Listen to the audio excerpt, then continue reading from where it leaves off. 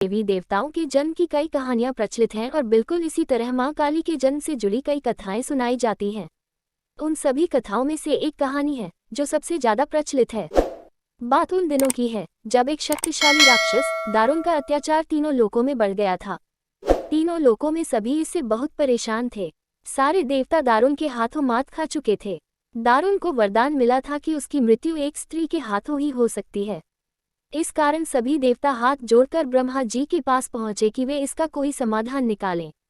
इसके बाद ब्रह्मा जी ने एक स्त्री का रूप लिया और दारुण से युद्ध करने चले गए, लेकिन वो भी इस असुर को हरा नहीं पाए। अंत में सभी देवता ब्रह्मा जी के साथ भगवान शिव के पास गए और उनसे प्रार्थना की कि वे कुछ करें। सभी की प्रार्थना सुनने के बाद शिव जी ने मुस्कुराते हुए माता पार्वती की तरफ देखा। उनका इशारा समझते हुए माता पार्वती ने अपनी शक्ति का एक अंश निकाला। वो एक चमकता हुआ तेज था जो देखते ही देखते भगवान शिव के नीलकंठ से होते हुए उनके शरीर में प्रवेश कर गया। इसके बाद भगवान शिव ने अपनी तीसरी आंख खोली और तीनों लोग थरथर कांपने लगे।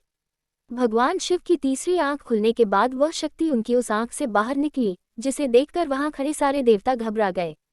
उस शक्ति ने एक विशाल और रौद्र स्त्री रूप ले लिया था।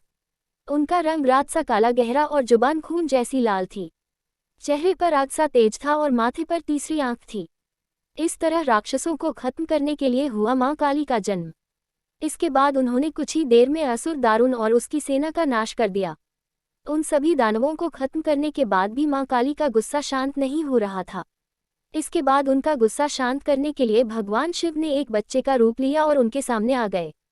भगवान शिव को देखते ही मां काली का गुस्सा शांत हो गया और उन्होंने उस बच्चे को अपनी गोद में उठा लिया।